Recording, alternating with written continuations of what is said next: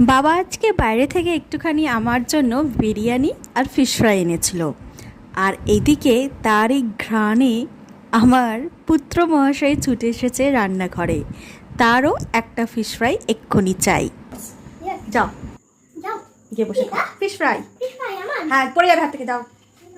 না না, কামড়ে কামড়ে খাবে। এই যে দেখতেই পাচ্ছেন, তাকে ঘিরে আমাদের আসর জমে গেছে, সন্ধ্যাকালীন আড্ডা।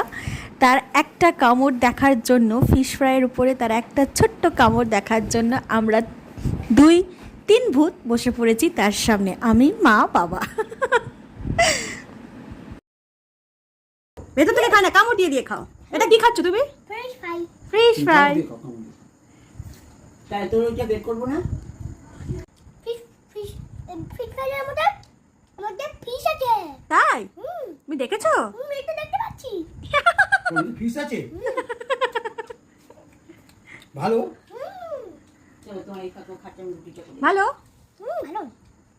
জলটা দেখি কতটা জল আছে। আবার পুরোটা না করে, পুরোটা জল শেষ হলে না আমার যে টাইম 10 মিনিট 12 মিনিট, তাহলে তোকে বলে দিলে এবার তুই তোর মতো ওটাকে এডিট কর।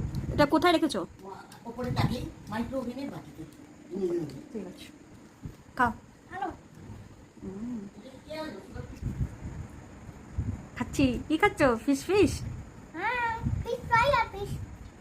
হ্যাঁ, মজা। মজা মজা হচ্ছে। আচ্ছা, এই খাবো না, এগুলো নুনটা নুনটা। খাই যা নুনটা নুনটা খাই। আস্তে আস্তে খাবে না? খাই যা নুনটা নুনটা।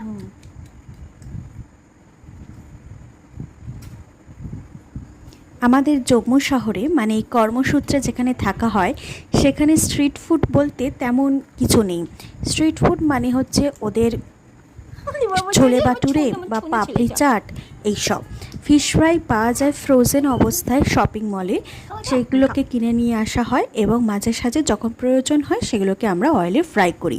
এখানে যেমন ফাস্ট ফুডে, স্ট্রিট ফুড এরকম দোকানে আমরা যখন তখন সন্ধেবেলায় গিয়েই পেয়ে যাই রেস্টুরেন্টে, সেরকম ওখানে ফিশ ফ্রাইয়ের প্রচলন নেই বা স্ট্রিট ফুডের প্রচলন নেই। রেস্টুরেন্টেও পাওয়া যায় না, গেলে চপ পাওয়া যাবে। দেখতে পাচ্ছেন আমার রাতের মায়ের হাতের রান্না করা চিকেন কষা, আর যে বিরিয়ানিটা দেখিয়েছিলাম সেই বিরিয়ানি আর ফিশ ফ্রাই হচ্ছে আমার ডিনার।